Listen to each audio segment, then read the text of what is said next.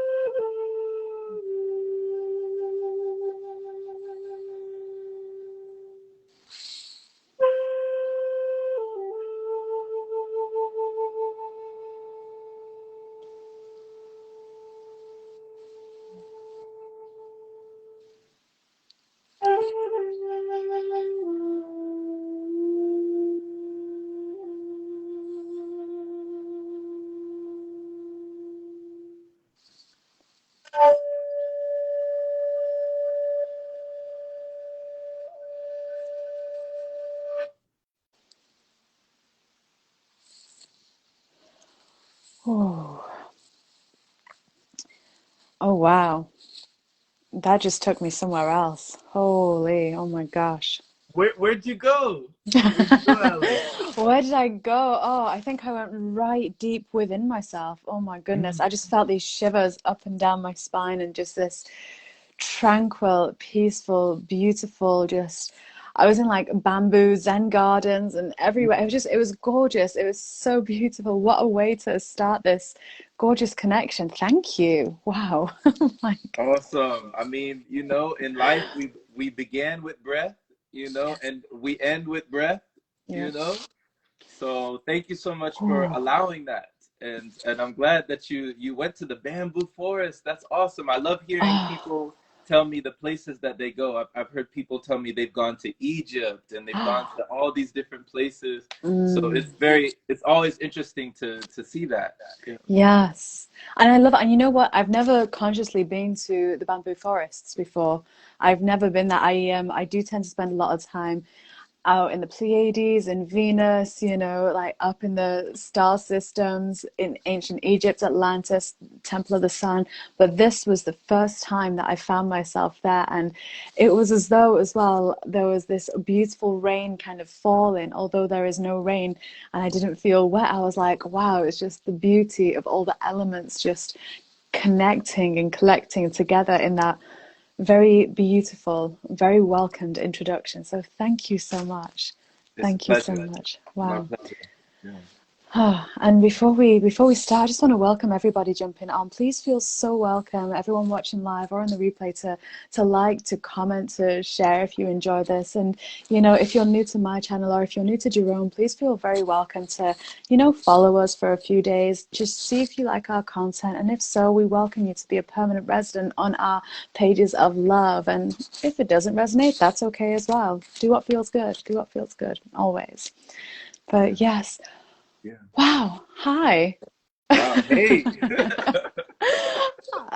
Yeah. Yeah. You remind me, Alice, when you were speaking that there, and I was receiving those words and receiving that energy, how have you been able to have that kind of conscious curation with your content, making it a Ooh. place of love? Yeah. Ooh. What a question. Oh my gosh, we're going straight into this conversation. I love it. A conscious curation. I can't even tell you. I think when someone is just so, when our intention is to be in the heart space, and you know this so well because your light shines so beautifully. And when we spend as much time as possible there and noticing when we move away from that space and coming back to it, we find that the words just find themselves, right? The hug, the embrace is just offered. And that's what I get told anyway. And I trust what people tell me about how they feel about that. But yeah, what about yourself? Because you do the same thing. Yeah, I love that how you said the words just find themselves. Yeah. Is that what you would call intuition Oh, I'd call that intuition. I'd call that or channeling? channeling. Yeah. Okay, channeling. Nice. Yeah, I call that channeling. The words find themselves, and you never know what you're going to say. And that's the beauty of it, is that when you can allow that flow and just trust, and you could, we might find ourselves sounding very silly, and if we think about it, but really, when we just let it go, let it flow, everything comes through, and just as it needs to be heard, right? So, Yeah. I'm finding that same cadence and that same rhythm with trust, with surrender, with letting go and letting it flow on my platform, on my podcast. And it's fun. It's fun to exercise that element of surprise, and every turn, you never know what you're gonna get, like you said. So when it comes to you sinking into that space, did it take a lot for you to surrender? Did it take a lot for you to trust, or to just be able to lay back in that flow of things?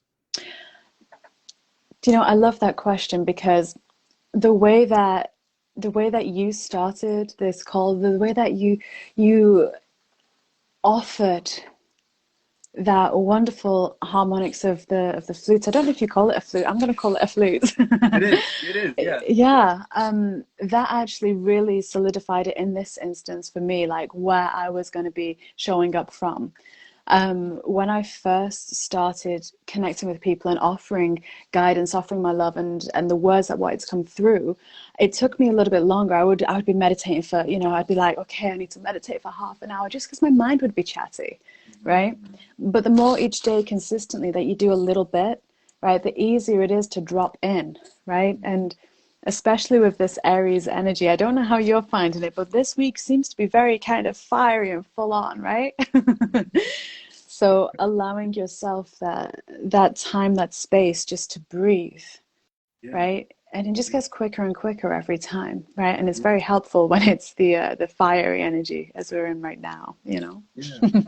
We all deserve that. We all need that breathing room, to create that space and allow it to be filled with something else. Are you a fire sign by chance? I'm not, no. I'm just going to change the lighting actually. Sorry, bear with me 1 second. It's been bugging me just a moment. There we go. A little bit warmer. I was like, it's very bright here. Which Oh, element, which sign? Your sun sign? ooh, guess. Oh boy. Oh boy.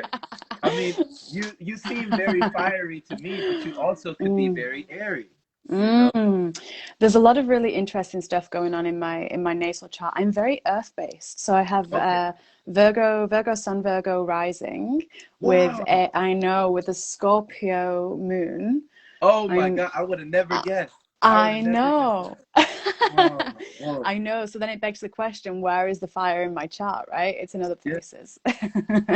My Venus is in Leo, so that brings Okay. in a lot of playfulness of the magnetism there, the way Mhm. Venus likes to play. So Oh yeah, Venus, yeah. magnetism for sure, for sure, for sure. So But wow, yeah. double Virgo Hmm. and Scorpio. And Scorpio, we go right to those depths. We see through it all. Yeah. Oh my God, you got the earth, and the water. Hmm. Hmm. Oh man, man. Yeah, there's a lot of earth in my chart in various places, for sure, for Mhm, sure. And mhm. yeah, I think it's a good thing to for me personally, for the life that I incarnated into and what I'm here to do and how my life has been. I think it's very good to have that, a lot of Virgo and a lot of earth, Mhm, just to really mhm. ground me in, you know? Yeah, yes, it's great to be grounded. It's good to be rooted and to feel that connection, with mother. Mm, And you know, mm. there's I feel like it's so impressive that you're exhibiting these qualities that would definitely not even strike me of that, like that element, but you're able to effortlessly blend these things. And I guess that kind of comes in line with you talking about how we're creating this union with the divine Hmm. feminine and masculine. So that's what you're Oh, doing. yes. Oh, wow. Oh, I love how you went there. Yes. I think for the way that I personally interpret people's natal charts, or how they show up with a sign first, and then I'm gonna touch upon the masculine and the feminine, is when we are healing, when we are focusing on the healing process within each sign, a lot of the stereotypes that are categorized out there for each sun sign, um, they're usually categorized by the wounding of that sign, right? And usually on the focus of where their sun is, rather than where their Venus is or their Mars or their ascendant, right? Because usually that's what will show up more, is their ascendant, right? Mhm. So I always find it a lot of fun to kind of guess where someone's natal placement is, because it always does surprise me. But when you brought it round to that masculine and feminine connection, I always connect it with Mars and Venus. Where is the person's Venus and where is the person's Mars? Where is the person's sun and where is the person's moon? Right? And how are they choosing to really dance and play with one another, right? Yeah, yeah. Yeah. And That's yourself. fascinating. That's And you, fascinating. what's your sun sign? What's your sun moon rising? Oh, you want to guess the sun? I want to guess. Are you a water? I am water. Yeah. Are you a Pisces? No. No, no, no. Cancer. You can't be Scorpio.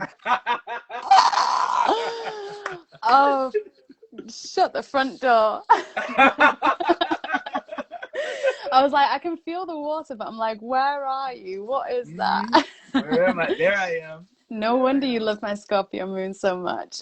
Yeah, yeah, yeah. Kindred spirits. It takes one to know one. Oh, it does. It does. And don't they choose an interesting path, those Scorpio placements? Hmm. Hmm. Uh-huh. Yeah. Wow. You're So, so so balanced in it though, hey? You're so healed in your Scorpio. Mm, you think so? I think so. Yeah. Wow, Mm. wow. I don't hear that often. Oh. That's interesting. What Mm. makes you think? What makes you feel that way? Mm. What I love about Scorpio placements, and anyone that's watching this, feel welcome to comment as well. If you have a strong Scorpio placement, how do you find it watching this live or replay? Um, but what I find with Scorpios is that, they really enjoy their own time. They really they can happily go off and do whatever it is that they want to do, right? Hmm. They don't need to have the people around them to do that. They're happy to go there, right? Right. But at the same time, Scorpio, if going through something challenging, we can really go into that spiral, and Hmm. spiral more so than any other sign tends to, right? Go straight down into the murkiest Hmm. aspects, right? Then it's like some people kind of go, oh, okay, and then spiral back up, and Scorpio's like, no, no, there's more to go. And the reason why I say I feel like you're very, very healed is because of how you how you connect with one another, right? How you find connection within yourself, that calmness, right? Because Scorpios have been accused, and I'm sure you've heard this, of being quite intense, right? Because they feel so much, right? Mm-hmm. The way that they express that feeling as well is a little bit different to other signs, right? Mm-hmm. But it takes someone who's of that healed or healing Scorpio to move from, it goes like Scorpio to Eagle to Phoenix, right? Mm-hmm. I think, is that the way it goes? I You think so. know? Yeah, you're right. You're right. Yeah. Mm-hmm. And you can tell whereabouts they are, right? So it's beautiful to see and to experience with another, right? I have a few Scorpios around me in my immediate family, and it's always really interesting when when something's going down, you're like, oh, we know. Yes. Yes. Wow. Alice, thank you for that. Jerome. Thank you. Thank you for that spot on assessment. You know, you gave it like right in the moment, live. You know, you just went into it. I love that. That's awesome. Oh, You you're know, welcome. Thank you. so many, so much resonance, so many things that I feel for what you just said that really do resonate, with me. And of course, we do get that rap for that intensity Mm, and we have all our propensities, and it's like we do enjoy our solitude. We can be mm, alone without being lonely. And mm. I enjoy and I embrace those qualities about myself. Sorry. So when it comes to our astrology and finding, reading the signs between the lines, Hmm. which one, I know it's with the rising, Hmm. the moon, and the sun, which Mm, is the one that we show the world, which is the one that the mm. world sees us, and then which is the one that we see ourselves? Oh, oh, great question. And it's so funny as well because I'm by no means an astrologer or anything like that, but I just do find it so fascinating. Um, we tend to show the world our rising sign, right? That's how we show up, right? And it's so I personally find it quite interesting because I'm a Virgo sun and rising, right? So, Mm, what you see is it's kind of what you get, right? Most people tend to, in my experience, and you may know this a different way, but most people, in my experience, tend to identify very much as their sun sign, right? mm, So they think that's what they're showing to the world, right? But then they get asked, "Oh my gosh, are you like a Leo or something? Like what, what's going on here?" And they're like, "No, no, no, no, no. I'm an Aquarius. Why would you think I'm a Leo?" And then they realize that their rising sign is Leo, you right. know. But the process, right? The process that people go through, that usually tends to kind of connect more with the moon, right? Because that's the emotional body, that's the divine feminine. Mm, If we have the sun as our persona and our personality, our ego, even, mm, right? And then we have the moon as the subtle inner workings, the emotional body, right? The mm, things that we're feeling that we don't often share, but right. our close friends will know that. Our close friends will see that, right? And if we're in a crisis, that is what will show forth usually, right? Okay. Okay. And I just Wow. want to say as well, we have wonderful Camilla who is live here saying that she identifies with her moon sign. Camilla, what is your moon sign? I Mm, love that. I love her reels and videos. Wow. mm-hmm. Mm-hmm. Mm. Yeah, because I think I know. I think Camilla's a Cancer. I don't know what her moon sign is though. Yeah. But She'll that's tell us in a interesting, sec. Alice, that you say that. Oh, Libra. Awesome. Libra, that balance. Balance. Mm. So, wow. So our rising is how we show up. Uh-huh. It's And then kind of our like, moon. oh, Hmm. sorry, no, go on, no, go on. Kind of like what? No, I was gonna say it's kind of like, when you walk into a room and you kind of want everyone to see the best of you, it's kind of like that's who walks into the room is your rising sign, right? Yeah. The rising sign enters that room and it's like, hey. Yes. Yes. Wow. Wow. And so being a double Virgo, how does that I laugh because there's more Virgo in my chart. yeah, like how does that play a role? Uh-huh. That is your son, but that's also the way that you show up. Hmm. Hmm.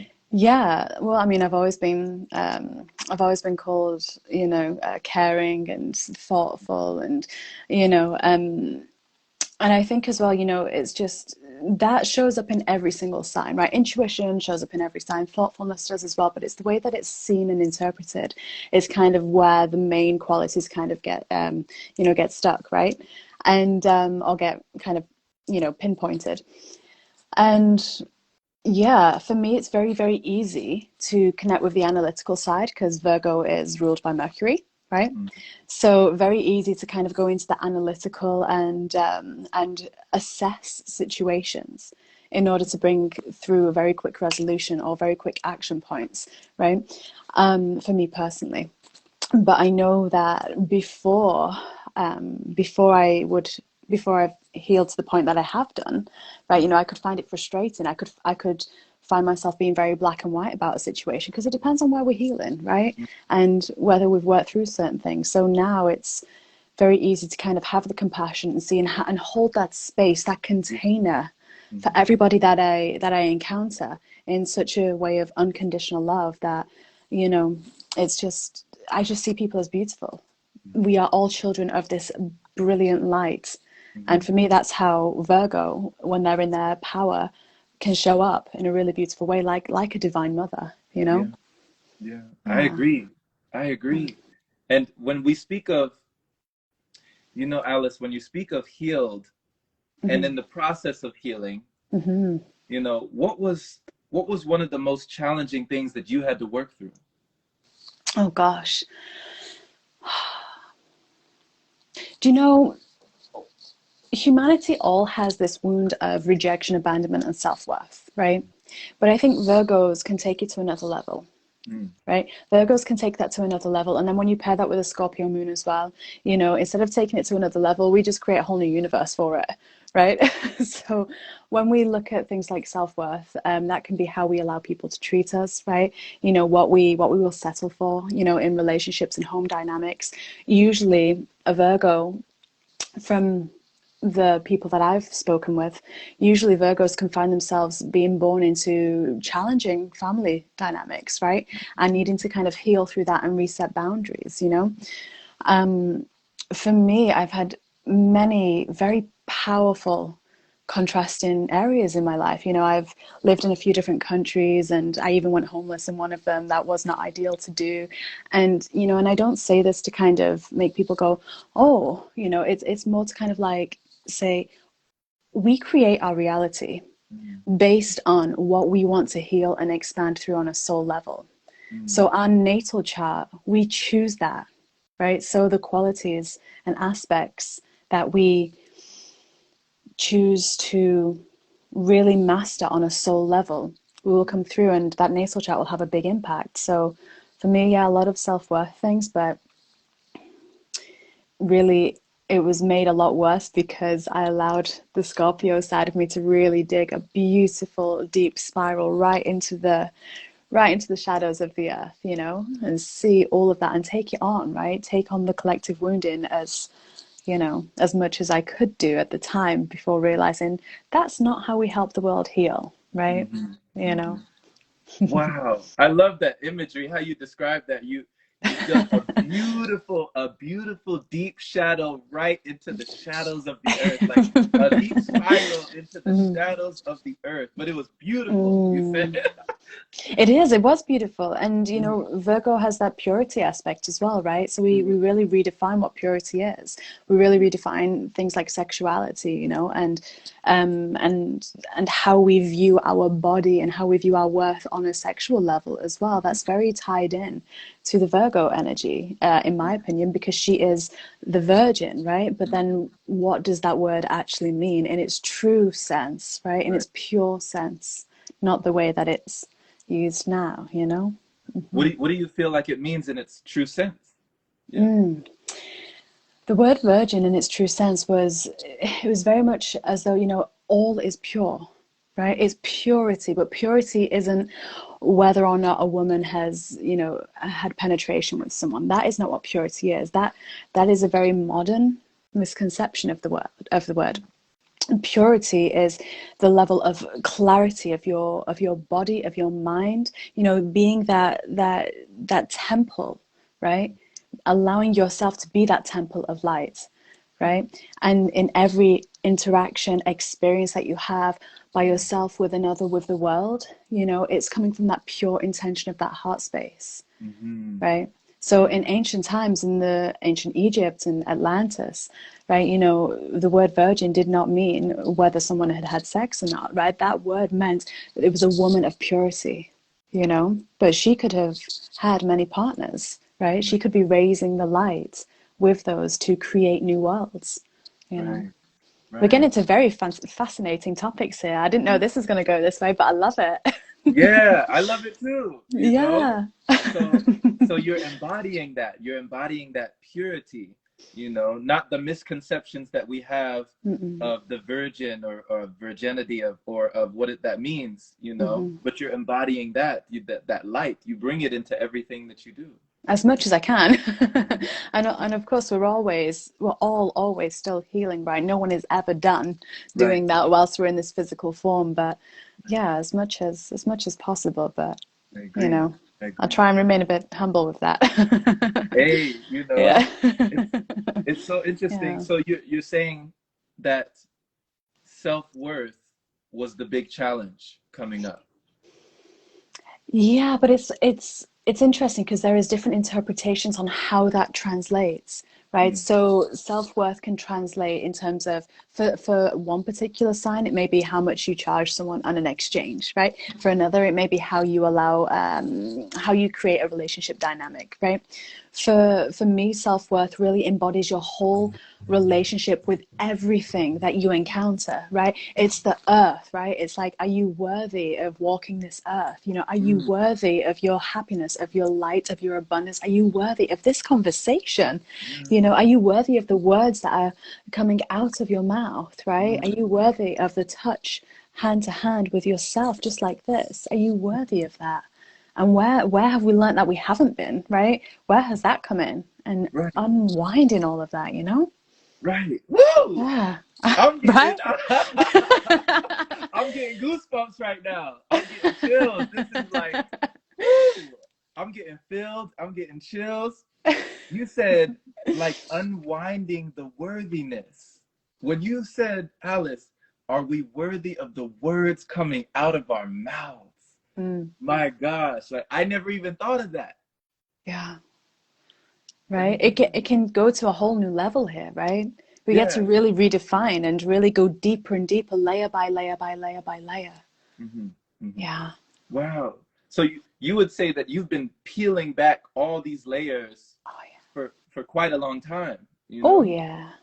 Oh yeah. Hmm. You know, and since being here, right? And a lot of people that have been born into our type of generation will have experienced that, right? Already, it's like, their whole life might feel like they've just been like, it's one thing after another, like one initiation after another, one healing after another, after a challenge and contrast, and then Hmm.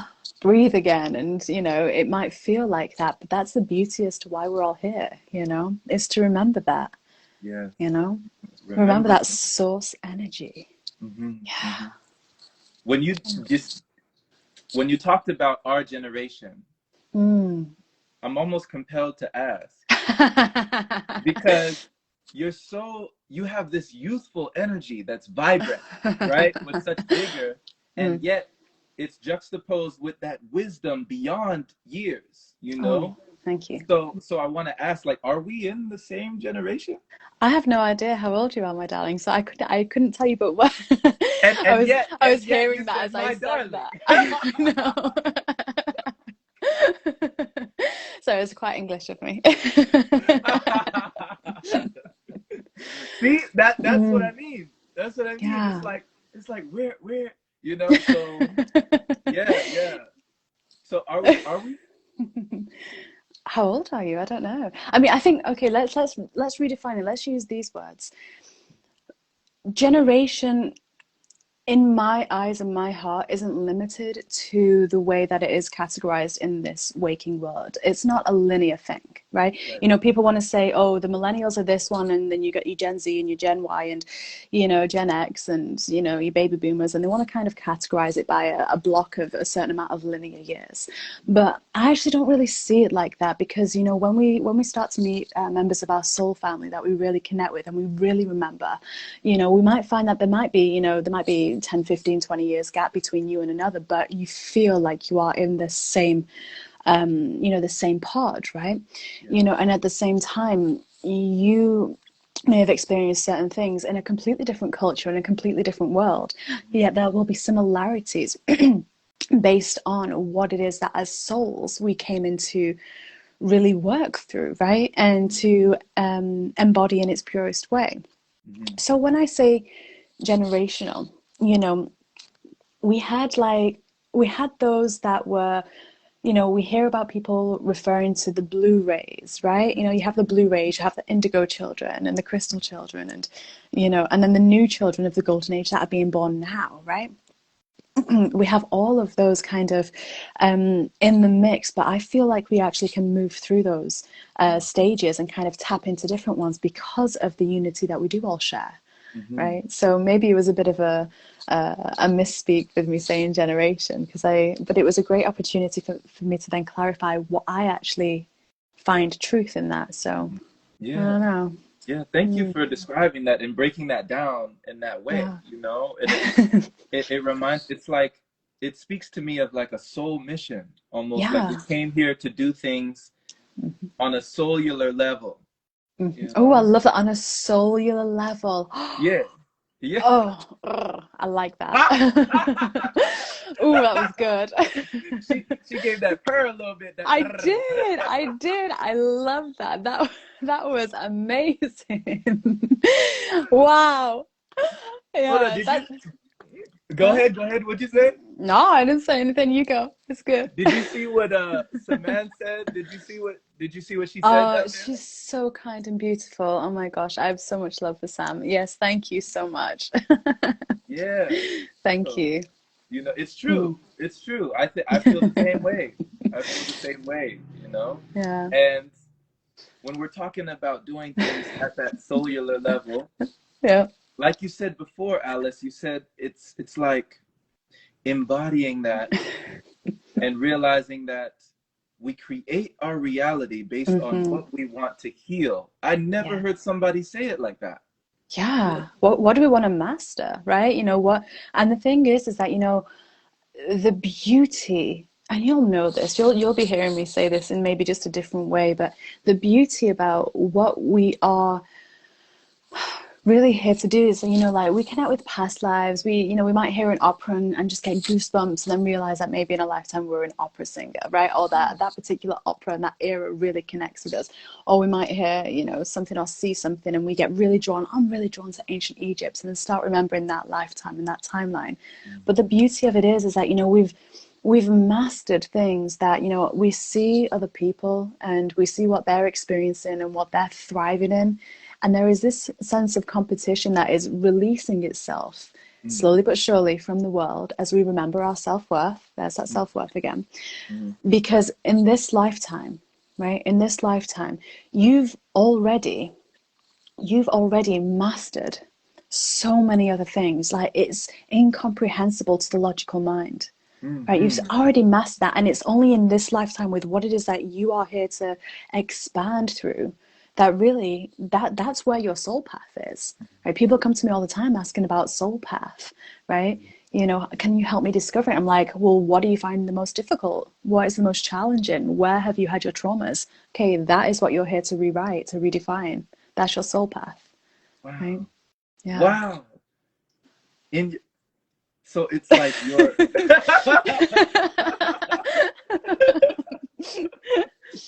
wow, wow. Your trauma. Mm. You Your asked them trauma like is your what superpower, yeah. whew, Mm. Mm. wow. When you spoke of like listening to an opera and then, you know, going to a past life, like we can have Hmm. these remembrances and these things that resonate because it's like a past life regression. It's something that Hmm. has already occurred. Hmm. So coming to this point, it's like, wow, to feel like we've already done so much just to get here, you Yeah, know? That's amazing. absolutely. Oh, yeah, absolutely.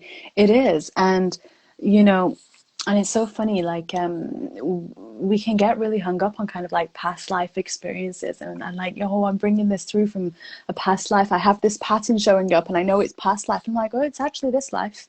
Mm. It may be present in past lives as well, Mm-hmm. but where it's actually getting stuck is in this life, is in Mm. our beliefs that we've formed that are subconscious. They're not to the conscious mind available, Mm-hmm. right? So we want to say it's a completely different lifetime. We want to say that, and there may be some semblance of truth in that. Mm-hmm. But it's only because we've brought through that karma, because we didn't heal it in the other lifetimes. But we can heal it in this one, right? Yes.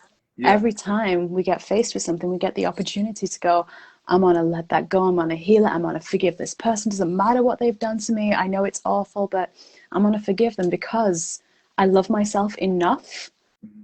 I love myself enough to know that holding on to hateful energy is only poisoning me. It's not poisoning them, right? And Mm-hmm. I don't want to have to redo this in another lifetime, because it'll Right. be worse in another lifetime. So let's just heal it. Right. Yeah. Right. Yeah. It's not an obstacle. It's an Mm-mm. opportunity. Always. Yeah. You hear the best words. You have such a way, you have such a way of ingesting what someone is saying and really honing in on just really beautiful way of recapping that. That's a Well, gift. blessings. Thank you. Thank you. Yeah. This is food, you know? Yeah. This is conversational cuisine. This is what that is. Yeah. Yeah. We're eating right now. It's so We nourishing to be able to are. have this. Yeah. My heart is so full, and when the heart is full, the stomach is full, Yes. You Yes. know it. You can say that again. Yes, you can. You can. Yeah. Absolutely. When the heart is full, the stomach is full. Mm. Yeah. Yeah, you could teach us all about that though. We're gonna have to do a part two of this at some point, and I get to ask you the questions because oh my goodness. For anyone that is on my channel that maybe hasn't met Jerome before, oh, this guy! I first met him in the pranic initiation in the prana feast, and he was facilitating a wonderful qigong session for Mm. us because we were dry fasting for 3.5 days for 84 hours. Mhm. And when you do that, you're not starving your body. You are simply remembering a different way of nourishing your body, a lighter way, a more pure way, a way that we've mastered in many other lifetimes. And I tell you what, Jerome's qigong was just it. It was so nourishing.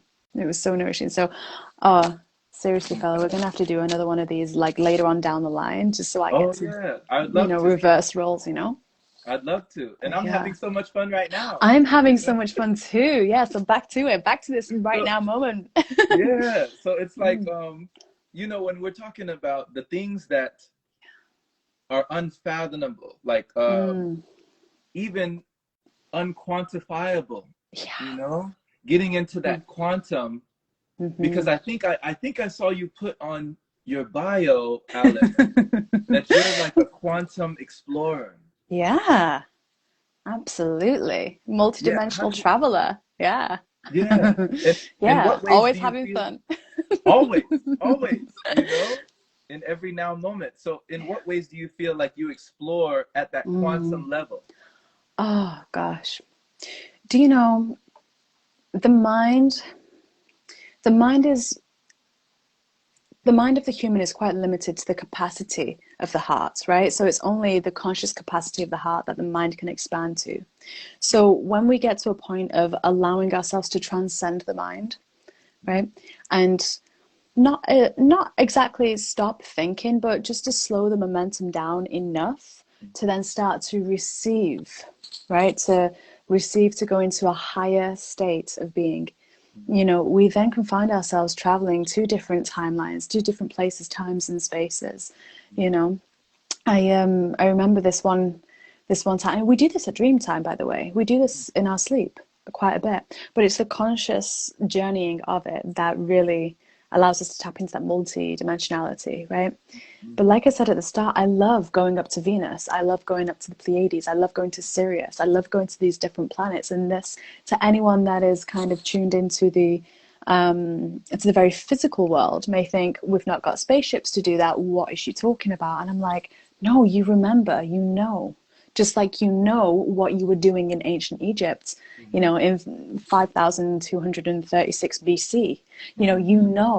Right? If we can access that in the cellular memory, right? Yeah, We can access that in our quantum memory, yeah. right? There are people like You know, Dolores Cannon, who founded the QHHT, right? Her videos are phenomenal. Her books are amazing. You know, that's what she did. You know, she took people back there, right? But yeah, Yeah, we're all able to do that. beautiful explanation, of that sensation and that exploration. And Yeah. it's like, to be able to do that, what I'm getting from you is, it's like we're slowing down to speed up. Oh yeah. That's it. That is the only way to do the ascension process as well. That is Okay. literally, they are beautiful words. You got to slow down to speed up. Everyone that is so kind of, you know, I'm ascending, I want to do this, I want to do this. Got to slow down to speed it up. Yeah. So when we're getting into those brainwave states of like theta and Yes. alpha and delta, it's allowing for that ascension. Absolutely. Because we don't just ascend by coming down, we ascend by, meeting in the middle. The earth, she rises up, right? So the feminine comes from the lower chakras, comes up, right? The roots, the masculine energy comes down, right? Through the higher chakras, they merge in the heart space. You know, they merge and they dance and they weave the most beautiful, beautiful light in that heart space. And it's the heart that is the portal to the world that you want to be in, right? It's from there that we decide, are we in the old world, the new world, however you want to call it, right? Yeah.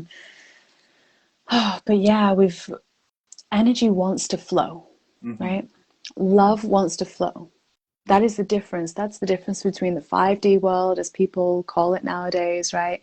And the 3D or the 4D one. It's the level of, it's the cellular quotient of light that we have, right? So how much have we allowed energy to flow? And that means that the more light that comes in from above and below, right? The more that we are healing the shadows, the more that we are questioning what we believe and whether it's serving and whether it's truth, right? That's what it's got to be, that questioning, allowing more in. Yeah. Wow. So it's both sides of the spectrum, We're not just Yeah. focusing on the light or focusing on the darkness. It's both. Well, we're in a world of polarity, right? The Earth, planet Earth, is a mystery school based on many principles, one of them being the principle of polarity, right? So we can't escape the shadows. They are a crucial part of our growth. If we didn't have the shadows, we wouldn't ascend, right? You know, we need them. It's We need like that contact. Yeah. yeah, absolutely. You know it. Yeah. Yeah, it's beautiful. It's beautiful. When you said planet Earth is a mystery school, I recall seeing that as well. In your bio, you Yeah. put mystery school embodied. Yeah, that's it. What what inspired you to put that up there? Mystery schools embodied. So the mystery schools are kind of that particular phrase, that collection of two words, that mystery schools. That was, especially in the past few thousand years, when the world was even more dense than what it is right now. You know, people like Yeshua, also known as Jesus, Mary Magdalene, Isis, right, from ancient Egypt, but also Atlantis, right, because our timelines as humans, we've skewed them. All the walking masters of light that we hear of, right? Buddha and, Krishna, all these different walking masters of light. The mystery schools really is an embodied version of understanding of the principles of this world, right?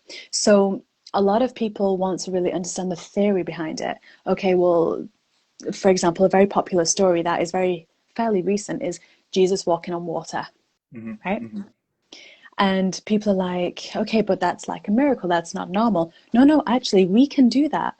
But it's a manipulation of the energies. It's a real deep understanding and embodiment of energy manipulation, knowing that, the water is within us, the air is within us, all the elements are within us, which means that we are all one, connected one and the same person to person, but also we are the energy of the earth as well, right? And when we can embody that, when we actually physically practice that, when we do the air feasts, the prana feasts, we are practicing embodiment of mystery school teachings, right? Sacred sexuality and Tantra is a massive part of the mystery school teachings. The rites of the sepulchre, the birth, death, rebirth, right? that happens, you know. And the really interesting thing is that, you know, in eons ago, you know, you'd go to a cave in the Himalayas, right? And you'd go see Babaji, or you'd go, you know, you'd go through into the pyramids of Egypt and go through an initiation. But now, the modern day mystery schools is you are going through that every day, right? You're going through that in your lifetime when you have a massive crisis and contrast you're experiencing. That is an initiation, and it's right because you are going through a death process, right? Your ego is dying, and that's good. It's shedding is a better way of phrasing that. It's shedding, you know, so that you can rebirth yourself. Shedding. Is that why you put that snake emoji right next to it? The snake is a very ancient symbol. Yeah, it's known in many ways. Like if you see the caduceus, right, which is the medical symbol, you know, ambulances and hospitals use the caduceus. It's that staff with a snake going up, it's a double snake. You know, the snake represents life force energy, right? That's that sexuality, sensuality rising up the spine. That's that energy. You know, the female energy births worlds, right? And the masculine energy inspires that, right? You know, he is the freedom and she is the love, and together, you know, you've got creation at its best. Right. So the snake symbol represents many, many things. You know, the shedding of the skin, right? You know, there's many ancient stories about how, as a test or a rite of passage, you know, different masters of light, you know, commanded serpents or scorpions, or, you know, commanded beasts that most people are afraid of, right? You know, but yeah, the snake represents many, many things. But priestesses of Isis, priestesses of Mary Magdalene, right, the Way of the Rose, would wear a snake on their arm, right? You see that now. Like, even if you look at, I don't know if you are familiar with, there's a chap in, I presume he's in India, but it's called Swamiji, right? Nityananda. And he's an avatar, right? He's an avatar oh, what's he called? Oh my gosh, it's like, how, not Krishna, the other one. How is that name escaping me right now? What, Vishnu? No. No, not Krishna. Who? I can't believe the name's escaping me right now. Well, like Shiva? Shiva, thank you. Oh my gosh, I had a moment where I'm like, wait, where's the word gone? But he's an avatar, and you know, and even he has the snake on his arm sometimes, right? Because it's a mastery of life force energy. When you've harmonized your inner masculine, inner feminine, right, and you've brought them into union, you know, you can move that energy. You can create worlds. You can heal. You can levitate. You can do these things, right? These are very real human abilities that we're, you know, starting to remember and tap into. Wow. Wow, wow, wow, wow. And so that symbolism, so you got that Kundalini rising, you know? The Kundalini rising, absolutely. You can do so much with that, right? You can do so much with that. People think that it's, you know, to be expressed in a sexual way. And although it is sexual energy in its purest form, you know, pure alignment, pure soul source alignment, connection with God is Kundalini, is sexual energy, right? In its purest form. Can you say that one more time? Yeah. So pure source alignment. So your godly energy, right? When you are, do you know when you're in that state, when you are literally so harmonized with all that is, like you are literally this walking sunshine and miracles are just happening for you left, right, and center. You know, you're just kind of like blessing the world as you go, and people see that and feel that. That energy, that life force energy, that alignment, that manifestation, right? That ability to manifest like that, that is Kundalini in its purest form, sexual energy in its purest form. It's still quite distorted in today's world with the mental patterns and the shadows and the false beliefs that we have that we are clearing, right? But that is the purest form of energy, because that is where we have come from. That is how we've created this earth, is that energy. Right. You know, it's to be honored and revered and respected and, yeah, practiced in light, you know? Wow. Wow. So when it comes to these forms of embodiment, you know, you talked about whether we're prana feasting or we're doing this or that, you know, all the modalities in this reality. Which is your favorite form? Which would you say? Oh, great question. So I am currently working with the breath quite a bit. I'm Yeah. currently learning or remembering, not learning because we know it all already, we're just remembering on a very physical level. I'm remembering the power of the breath right Mm-hmm. now. Mm-hmm. My favorite form is the rising of the Kundalini, right? In all honesty, and you can achieve that in various different ways. Like I love to move my body and to connect sensually and raise that energy within, right? And it's powerful, so powerful. Um, but right now, my focus is on remembering how to utilize the breath to connect with the elements, right? Because I'm teaching myself, I'm remembering how to do the kinesises, right? So like electrokinesis, pyrokinesis, hydrokinesis. I'm learning that. I've not got there yet, but we are getting there. And it starts with breath, right? It starts with the breath. Yeah. You're learning all that? Yeah, well, it starts with. I mean, so are you, really. It's I just mean, if your intention kind of goes there, that's what you're learning. I've heard of But yeah, pyrokinesis, but I have yeah, not even heard of electrokinesis, you know? yeah. Like, but That's I like do turning feel the that, lights on and off and stuff. right. Yeah, You're playing with that. yeah. I've not got it yet. One day I'll come on a video and I'll be like, okay, we're gonna do this live and show everyone that it's possible, but I'm not there yet. But yeah, and this is the thing as well, like the Kundalini, the life force energy, the Shakti, as it rises, that's clearing as well in its own right. That's clearing because you need to be able to clear up here because you can have there's two main access points to kind of work with that energy. One is the third eye, that's the most common, Mhm. right? I mean, one is emotional, but I personally find that quite unstable because you have to be able to access very strong emotions very quickly, and it can be a little bit kind of. Mhm. So a more balanced way is to work with the third eye, and the Kundalini energy clears through the body, clears that channel in order for you to utilize that space and in the way that it's intended to, right? Another way is working with the sacral chakra, right, Mhm. which may be a little bit simpler for women, for some women that are very activated in that space, Mhm. right? But yeah, so Kundalini goes straight up and clears the channel, That Shakti. The Shakti, she That rises, she Shakti. Come on. dances. Yeah, she does it all. Yeah. Oh my gosh. Golly. And you're using the breath as a Uh-huh. bridge. Yeah, absolutely. Absolutely. Because the breath brings light, right? The air is, and oh gosh, you know this so well. You spend time with Ali Tom, right? And he talks about this all the time. The air is full, Mhm. right? The air is full of everything, Mhm. everything before it is physical, right? It is in the air first. It is light first because the air carries the light, and the light and the sound is the vibration, right? That then creates the physical object, that then creates everything else, Mhm. you know? So yeah. This is so empowering, you know?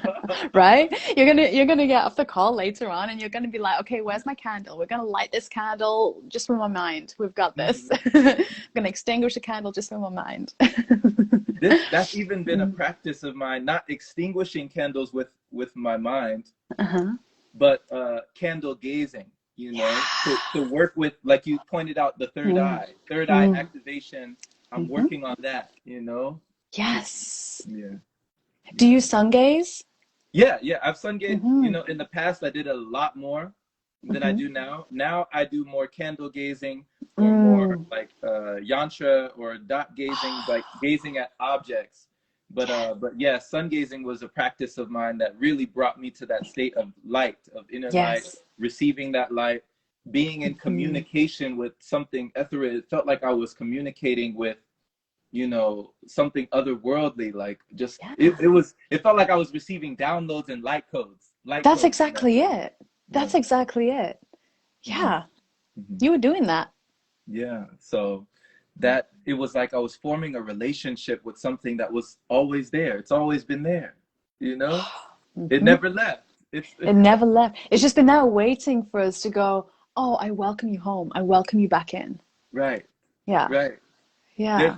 there's a saying, Alice. It's like, you know for all these years, the sun never says to the earth, you owe me. No, exactly. you know And to see a love like that, it lights up the whole sky. Ah, yeah, Yeah, yeah, it does, day and night, right? yeah, It lights up the sky day and night. yeah. Just, Wow. just Oh, giving, I have giving. like goosebumps around my heart right now. Heart goosebumps. Heart tingles. Oh my God. Oh. So, oh, hey, Kiara is on here. She said, "I love you, magical beings." Ah. Oh, We love you too, much Kira. love, much love. You know, Love you too. that's actually a great segue, Alice, Mm. because as we're going down the rabbit hole, you Hmm. know, in Wonderland, you feel me? Uh, Yeah. when she's talking about magical beings, Mm. you talk about, okay, Hmm. I remember you talked about Pleiades. So Uh-huh. I've heard of galactic beings like Uh-huh. Pleiadians and Lemurians and Uh-huh. Arcturians. Hmm. And then we talk about even, nature beings. Like I've heard Hmm. of the devas, I've heard of Yes. fairies, and Yeah. so what really just fascinates you about these beings that may be above the seeing eye spectrum of most, Mm. humanity? Yeah. Well, I think the really fascinating thing is about this Earth is that there are so many Earths within the Earth, you Mm. know? Mm-hmm. We think that we're the only beings here because that's all we can see with our spectrum of sight. But actually, there are so many different layers of other worlds, right? That's how people can connect with spirits when people have transitioned. That's how people connect with angels and archangels, seraphim, as you say, the fae, right? You've got the she and the devas, and you've got so many. You got the gnomes, the pixies, the elves. You got the elementals. You got and Kira will know these as well if you're still watching here. But you've got the ancient beings, and the ancient ones are like the Tuhade, right? Mm-hmm. Who are they came from the stars, right? So like Merlin, Lu, Bridget, beings like that, they came from the stars, right? And it's so powerful to have the humility and grace to desire to connect with them, because really they all care for the earth. They all want to just carry on living a beautiful existence, right, in their own way. And humans, we've done a lot, right? We've done a lot in this world, and we've caused a lot of chaos. Let's be really real. We've caused a lot of chaos, and now we're starting to kind of move into a place of love again, like pure love again. Now we're starting to move into that place. It's easier for people to start connecting with those elementals, with those fae beings, because they are so innocent and sweet. And don't get me wrong, some of them are very, very cheeky as well. Some of them are very cheeky and very Cheeky, what do you mischievous. mean? What do you mean cheeky? Oh, I always have a lot of fun. So I personally feel like I'm part Fae, right? I personally feel a very strong connection with the Fae realm, right? Mm-hmm. Along with the Seraphim realm and various different realms. I feel a very strong connection with them. So, and I spend a lot of time on sacred land, right? So, I spent a time living in Avalon, Glastonbury. I spent last weekend at Stonehenge, Mm-hmm. so I was camping out at the stones there, for the equinox. Mm-hmm. And those powerful sites where the ley lines are really strong, where many people have walked and honored and revered the land, it builds the energy there, right? And because of how those lands are very populated with non-physical beings, Mm-hmm. right? And the she of, for example, when I lived in Avalon, Mm-hmm. I lived on Chalice Hill, right? So a very, very renowned hill. It's where the waters and the ley lines connect under. It's where the Magdalens lived when they lived there. Okay. And and the she, kind of like part of the Fey realm, they used to have a bit of fun with me. When I say they were cheeky, as in like they would pinch my keys. Like I remember this one time, my I lived in a yurt, and the yurt keys just disappeared. I had no idea where they went for like ages. There was no one around that could have taken them. No one would have, just where I used to store them. Mm-hmm. And they just disappeared one day, and I just could hear this sniggering in my head, like telepathically, this snigger and this kind of like this cheekiness. I could feel it and I could see it, and I could kind of see out the periphery of my non-physical sight like, you know, energy's kind of like scuttling around and stuff. And it took me 3 weeks to get my keys back. And the way that I did that was I offered some mead and chocolates to the Meat? Shiite. Mead as in like the honey based drink, because they love that. Okay. So I opened the yurt door this one evening, and I invited them in, and I just left some mead and some chocolate on the side, and I put some music on, and I was just dancing around. And then the next morning the keys were literally right there outside my door. I Come know on. that. No, I know. What? And it was really interesting because at Stonehenge this weekend as well, my car keys did something very similar. They left my tent and literally went to the far side of the car where I'd parked the car around the tent to break the wind. Yeah. And I didn't go to that part of the car, right? I wasn't going there. It wasn't a place that I walked or anything. Mm-mm. And a couple of days into it, I was looking for my car keys to get something out of the car, and I was like, oh my gosh, I don't know where they are. And after about half an hour of looking around, once again, I found the keys in a very precarious place, just on the other side of the car. And I'm like, there's literally no one here that could move those keys. I was not there to put them there. So they can be cheeky and playful, right? They're not doing it to kind of cause harm or anything. They're simply being playful and kind of, you know, when they know that you have a sense of humor and you have love for the land, right? And you're doing the work, right? You know, they will have fun in their own way, right? It's kind of like hide and seek, I guess, for the Wow. Wow. When they know yeah. that you're doing the work. Yeah. Wow. So Yeah. they were acknowledging you. Yeah. That's the way I saw it anyway. I'm sure people could interpret it differently, but the way I saw it was I saw it very endearingly, you know, that the she of the land was, you know, having some fun, right? Oh my gosh. Yeah. And Alice, how did you know that the mead and chocolate would work? um oh gosh, one of my friends, Melissa, we're actually co-hosting a course together soon, so I will tell everyone about that because it's going to be really powerful. But my friend Melissa, she had recorded a course on the Fae, and when I was first kind of remembering my Fae heritage, when I was first kind of remembering and connecting with those realms, you know what? Yeah, I'd got her course, and she mentioned, you know, try mead, maybe whiskey, something sweet. They like sweet and sparkly type of things, and I was like, okay. And then I sat and I meditated for a little bit. I was just like, okay, what should we offer here? I feel like I should be offering something. What can I offer? Mm-hmm. And yeah, and they were just like mead and chocolate. And I was like, okay, mead and chocolate it is. Let's go. Mm-hmm. Yeah. Wow. So you waited and the answer arrived. Yeah, because that's how it works, right? Yeah.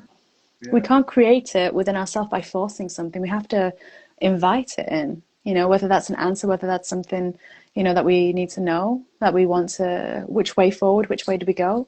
Mm-hmm. Your vibration needs to be on the frequency of the solution to hear it, right? Yes. You know? Yes.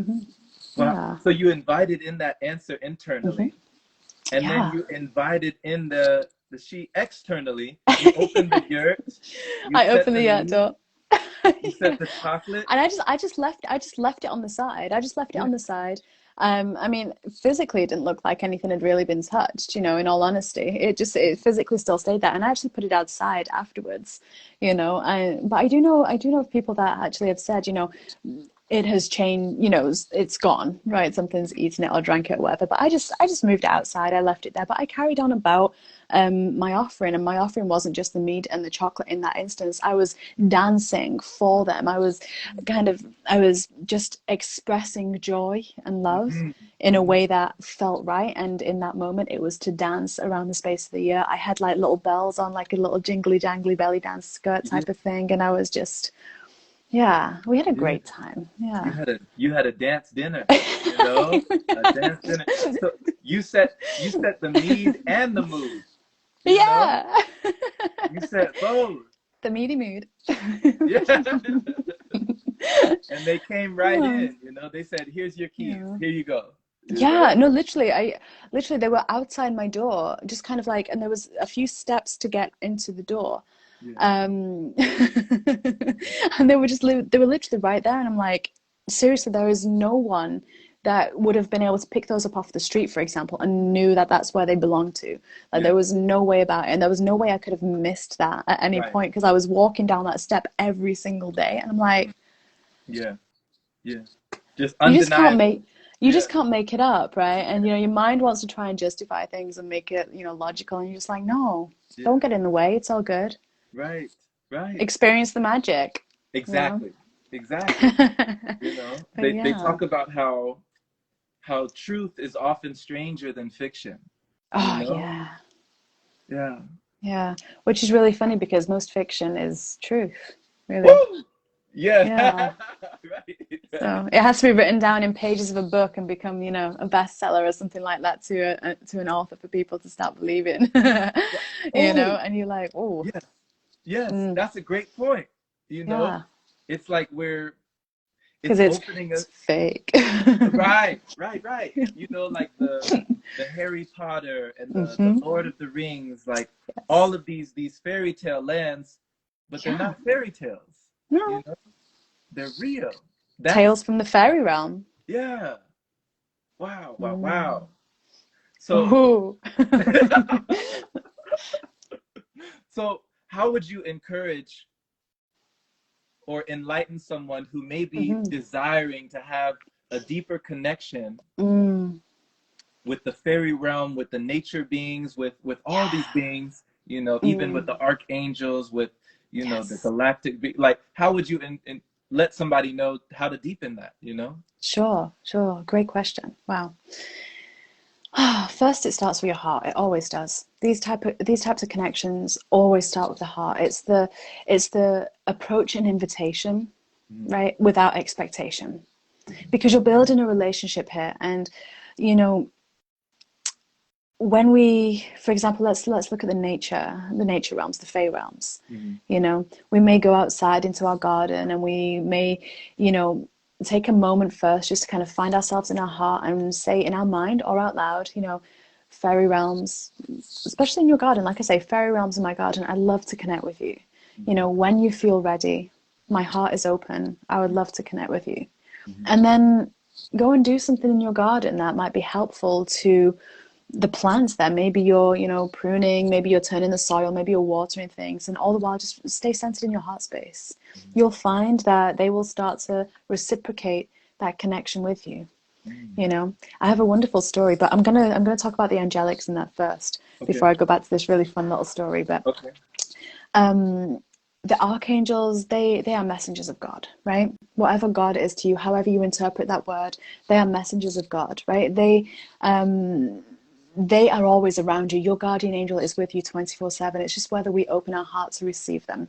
They don't need you to want to build a relationship with them in the way that you may need to do with the Fae, right? With the angelics, you can literally, I mean, and it's always good to be in your heart space before you connect with them anyway, but they are just simply waiting Mm-hmm. for you to invite their help in, because we have free will and we choose to block out the help a lot, Mm-hmm. right? But when we choose to welcome in the divine energy of the archangels, the seraphim, the guardian angel, your dream angel, all these different angelics that are like your entourage of light that you arrived here with, they're ready and willing at the click of a finger, like quicker than that, really.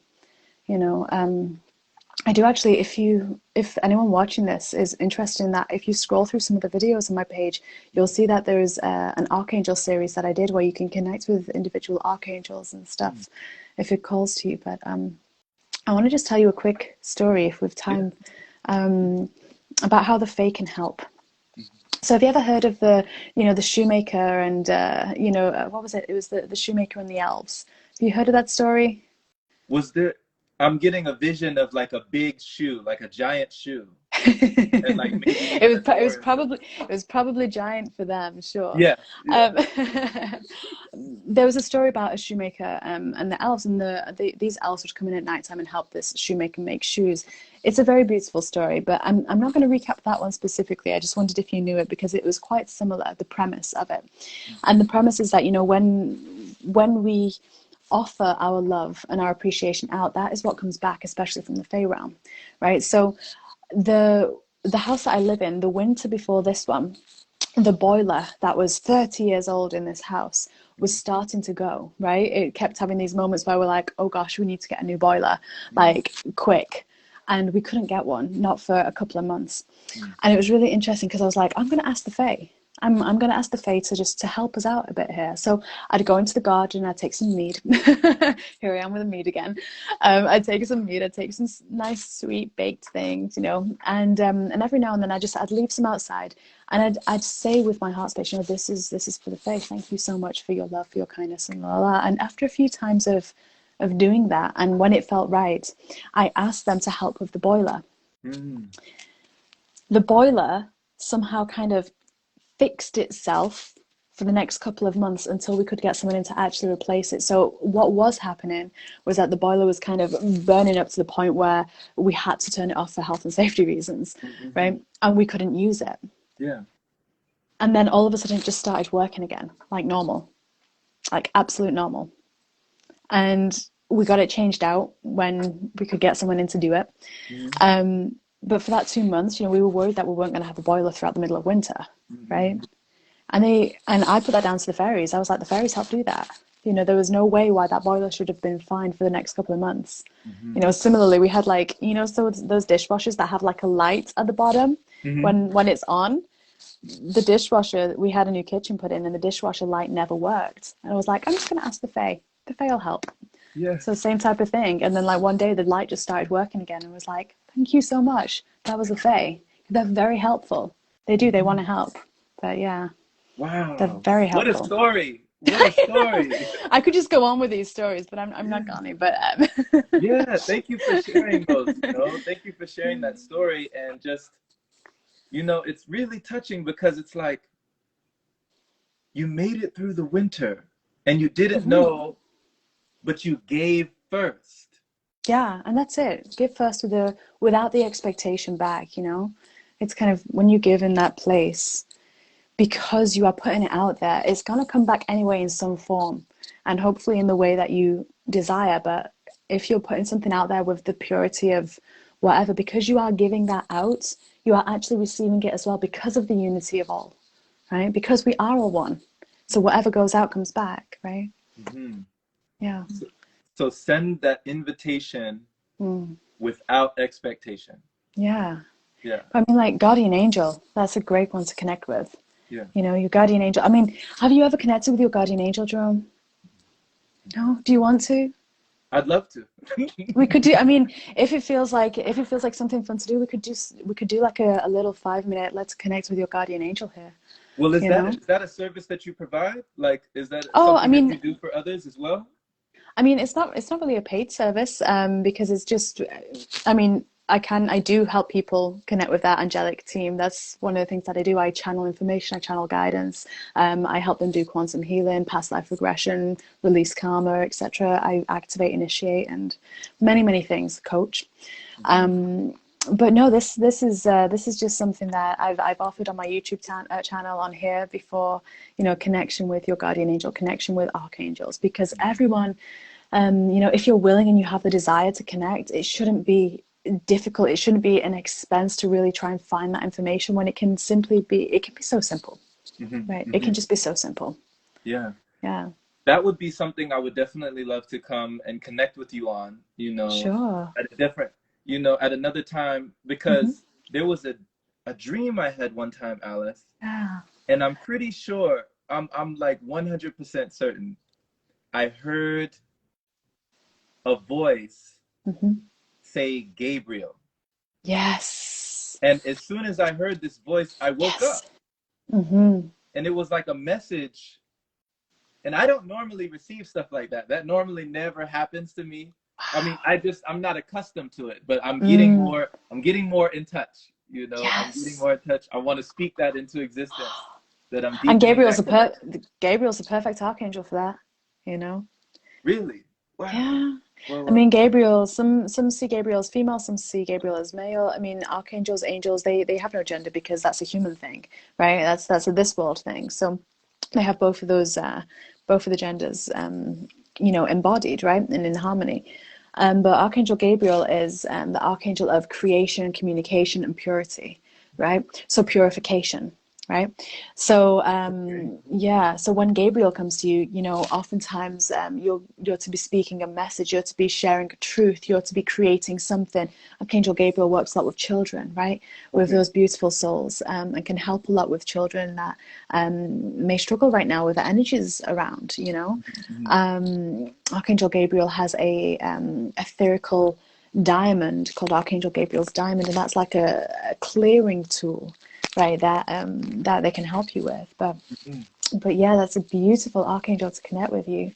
Wow, and it Yeah. makes sense with how you utilize your words. Wow. I was just thinking that, like, why does everything you say make so much sense? It's as though someone else is speaking through me.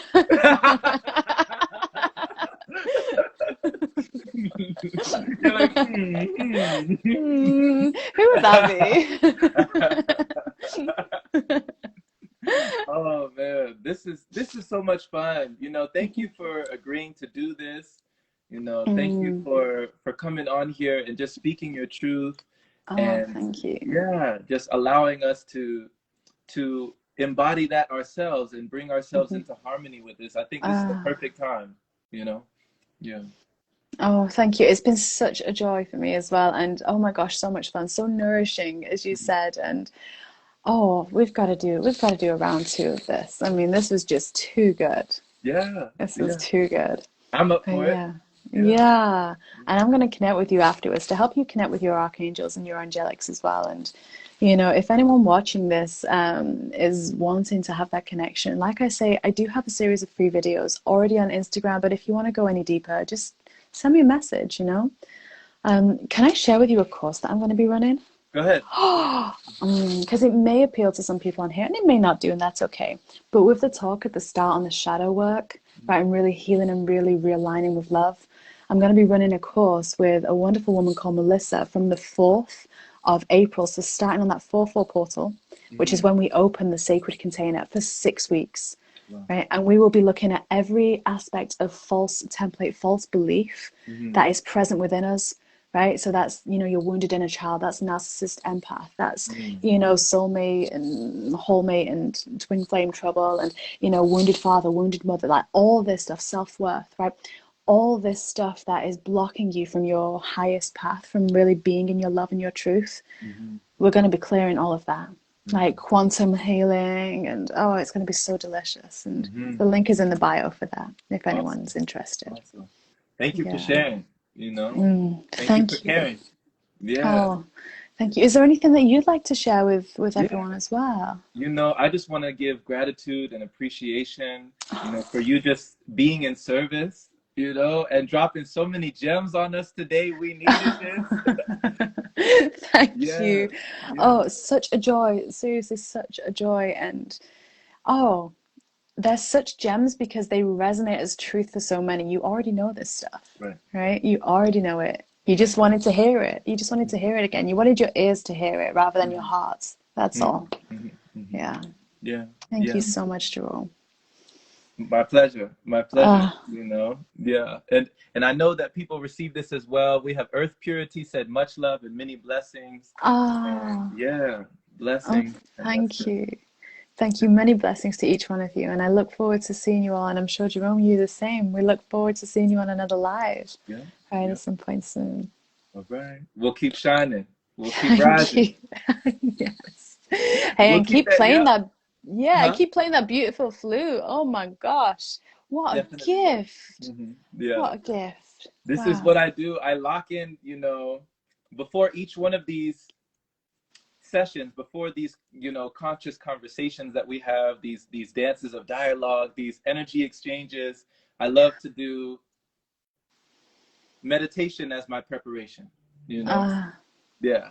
So I don't know beautiful. how do you prepare for these things, you Same know? way. Wait, okay. Meditation, meditation, breath work, and then usually I raise some kundalini, I raise some Yeah. energy, right, to connect with my heart space and bring forth what is meant for highest good for all.